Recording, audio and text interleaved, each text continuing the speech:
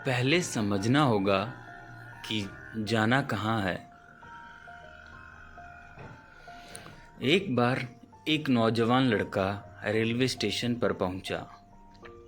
Station पर पहुंचकर ticket counter पर गया और वहां जाकर कहने लगा कि मुझे एक टिकट दे दो। काउंटर पर बैठे व्यक्ति ने उससे पूछा कि आपको कहाँ का टिकट चाहिए।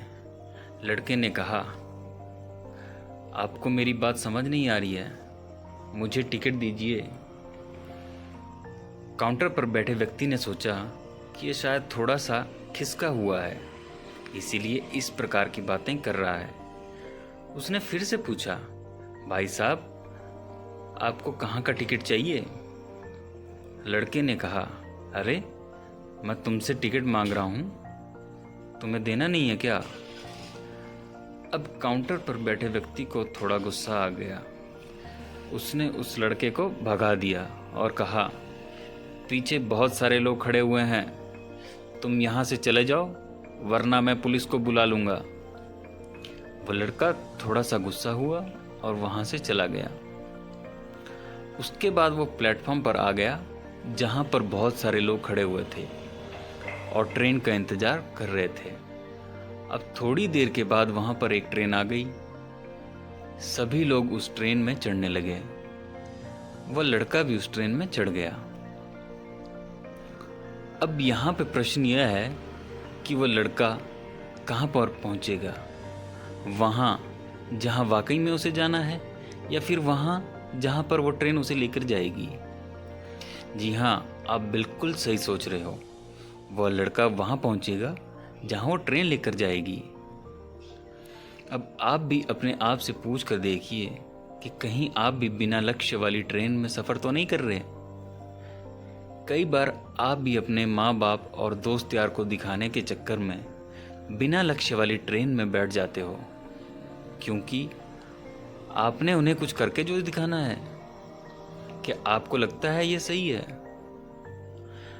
अब ट्रेन में बैठा व्यक्ति चला जा रहा है, लेकिन कुछ दिन के बाद वो बोर हो जाता है, परेशान होने लगता है कि ये मैं कहाँ जा रहा हूँ। फिर थोड़े दिन के बाद उसे एक स्टेशन दिखाई देता है जहाँ बहुत सारे लोग उतर रहे होते हैं।